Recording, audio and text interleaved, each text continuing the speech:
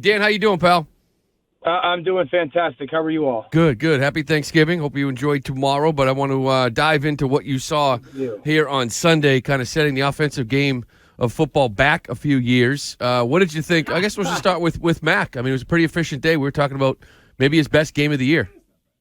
Yeah, Mac played well. First of all, the style of defense that the Jets play just schematically forces you to be very patient, get the ball to your hands about as quickly as possible. You got to be completion driven. You can't force deep balls. They force you to kind of outgrind them, so to speak. And I thought Mac did a good job of having the right mind, at least the style of play that he was going to go about it. Got the ball out for the most part quickly. The screen game worked well for them. So as far as like decision making and decisiveness and conviction, that was probably Mac's best game this year, certainly his best since he's come back. So we just had a very heated conversation again, Dan, about Bailey Zappe, where some people still think that Bailey Zappe is a better option than Mac Jones. Like, I guess for once and for all, I just really want to know what your honest opinion is. Like, if they were to make that switch, do you think they would take 2 steps forward or 5 steps back? 5 steps back. So, okay, and this is not I don't want to be a jerk to Bailey Zappe. I don't know him. I'm sure he's a great kid. I think he's got a chance to be a good player in the NFL, whatever level that is, starter and or backup, right? All right, so he played well against Green Bay when he went in. Green Bay's got a bottom 10 defense. Basically, everyone has played well against Green Bay's defense this year. Credit for him for doing it. Then he played well against the Detroit Lions and Cleveland Browns. The Browns' defense is friggin' awful. It's awful. The Buffalo Bills, who can't run the football, pounded the run game against the Browns this past week. The Lions, that was before they made a coaching change at defensive backs and fired a bunch of people. Like their defense at Dan, let me just stop you real quick, because we were talking about that Browns defense where Zappe played well. The following week, Lamar Jackson did not play well in that game at all. The following week after that, Joe Burrow really struggled against Cleveland. So they've been a little bit better, right? I mean, I don't think Josh Allen was great last week against Cleveland. No, but if you watch the Patriot game, what was the theme in that game when Bailey was in? They ran the heck out of the football, and they ran a ton of play action pass that was getting guys wide open. I remember coming on and being like, I think I saw one legitimate, impressive NFL throw. And I don't know, one of those games I didn't have any. So, again, that's not knocking Bailey. Someone's got to tell me what they think Bailey Zappe does better, because I can list off 1,000 things, not only watching the individual play, but then watching the individual play in game situations and or settings that Mac does better. So I need someone that to tell me what they think Bailey does better. We're talking to Dan Orlovsky from ESPN, and Dan, I think we all agree that Mac looked more himself in that game Sunday. What do you think is the next step that you'd like to see him take against the Vikings in what is maybe, an easier defense he's going against compared to the Jets defense he's seen 2 out of the last 3 games he's been in? Yeah, so personally, I got what's his next step? I don't know if it's in this situation in New England as presently constructed. I'm being dead honest. I can't sit here and say that this is going to be an easy game or an easier game. I will be very blunt, and I've said this 15 times this year. If this team tomorrow, New England, thinks that they can line up and play this shotgun football that they live in right now, they will get their doors blown off by Minnesota. They cannot protect in the shotgun. They can't. Watch the games. Every time they're in shotgun, the quarterback's running for his life, or edge pressure's happening right now. We did a graphic on NFL Live yesterday. He's in the shotgun 85% of the time he throws the football. 85%. Yeah. Telling. His sack percentage, so meaning how many times you actually throw the ball given, or per how many sacks you've given up, it's second worst in the NFL. So what's his next step? If they're going to continue to play in this shotgun style in their pass game, I don't really think there is a next step of good. I think it's like, can you play a little bit better, cleaner, ball out?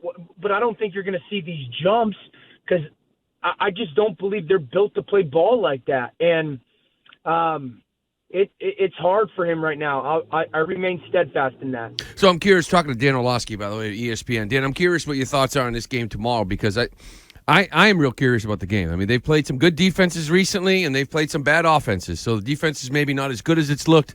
I'm hoping the offense isn't as bad. How do you put up 24 points here? And you think that's what it's going to take to beat Minnesota? How do you do it? Yeah, you got to attack the middle of the field, first of all. Minnesota plays a ton of too-high defense, shell defense.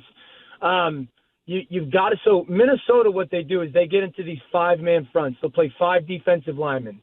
Now, naturally, your inclination is, can't run the football against them. We'll just throw it because we're going to get one-on-one coverage on the outside. But that's exactly what Minnesota wants to do because they have guys like Zadarius Smith and Danielle Hunter.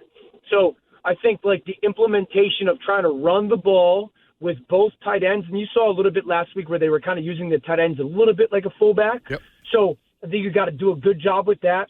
You got to live in the play-action world and have seven-man protection. If you try to single up I said this yesterday on live. If they try to like single block these guys, Danielle Hunter and Zadarius Smith will be players of the game. So they got to live in like seven-man protection a little bit, attack the middle of the field, be very wary of where Harrison Smith is on every single snap because he's a ball hawk.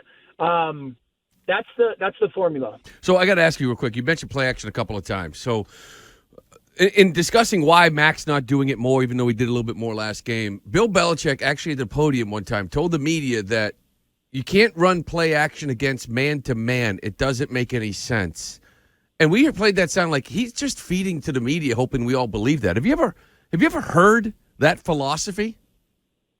No, but I get where Coach is coming from in regards to you run play action to try to manipulate defenders and get them to void areas and then attack those areas, right?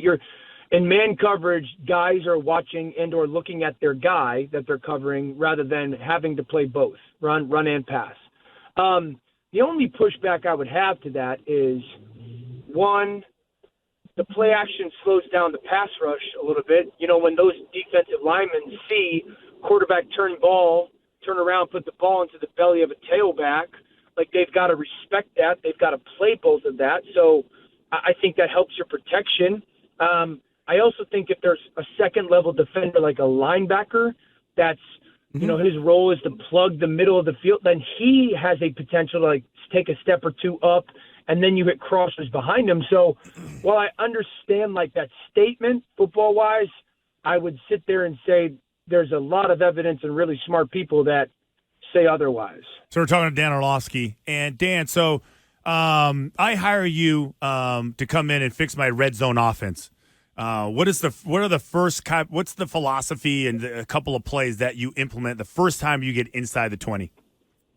Yeah, so the first thing I would do is move Jonnu and Hunter Henry around a ton to gather information. And then I would build every pass game with Jacoby as the number one guy. And then my backs is the number two guys. I don't think those tight ends right now are winning down in the red zone the way that they should be. I think they should shrink people down to throw the ball and spread people out to run the ball a little bit more down there. But it's really about them trying to use those tight ends to create matchups for other people, information for other people, rather than thinking that those guys are consistently winning in tight coverage. I like it. Dan, I want to ask you a real simple question. Something we've heard debated after Sunday's win. Do you think the Patriots are a good team? Yes. Yes, unequivocally, they're a good, solid football team. Their defense is really good, like everyone knows. You know, Judon is playing absolutely off the charts. Kyle's playing really well when healthy. Their offense is what this offense kind of was expected to be, right? I mean, it's a guy who doesn't know how to call plays. He's never really been in that situation. They're limited talent-wise on the perimeter. Their offensive line has struggled to put, consistent plays and protection together well. So I think it's a below-average offense and above-average defense. So speaking of that defense, we're talking to Dan Orlovsky. who joins us on the Harbor One hotline. It's looked elite, but we were saying earlier that this is basically the first offense in the last 3 games that are actually going to try to score and not just not turn the ball over. So between Cook and Jefferson and Hawkinson, like what do you expect to see from this Patriots team? Maybe a first test that they've seen in a while.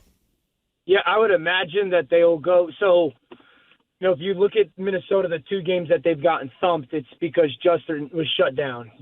Philly and Dallas shut down Jefferson. So I would imagine that New England's going to sit there and say, we're going to shut down Jefferson. They will play that 6-man front that Bill kind of ruined Sean McVay. I don't want to say ruined, but stunned Sean McVay in the Super Bowl because it's the same schematic offense. They'll play that 6-man front a little bit to minimize that zone scheme and then also scare him out of it a little bit. They'll do everything they can to shut down Jefferson, and they'll say, Adam Thielen, you're not going to beat us, or we don't believe that you are good enough to beat us. And they'll make a Hawkinson win on a consistent basis. I think the big thing is this, dude. If they minimize the play-action pass screen game that Minnesota has, because it's very good, the Patriots defense should play pretty well. Last question for me. Were you a big Wednesday night go partying, go crazy guy when you were like in college and out of college? No, dude, I didn't. True story. I didn't drink in high school ever. First time I ever drank was my freshman year of college. I drank Captain and Cokes like it was Gatorade. I puked all night. I puked all over a dude at the bar. So like, I was never like much of a partier. I partied a little bit more like my senior year, post season and whatnot, post like combine and all that stuff. But no. Dude, I went to UConn for one thing and one thing only. So if that didn't fall under being a practice squad player for the girls basketball team. Dude, if it wasn't helping me like try to get to the NFL, I wasn't doing it really. All right. Well, listen, Dan, we appreciate you coming on. Wish you and your best and your family a happy Thanksgiving. Same to you guys. Yeah, we'll talk to you next week. Have a great time. All right, thanks, Dan. You too. There it is.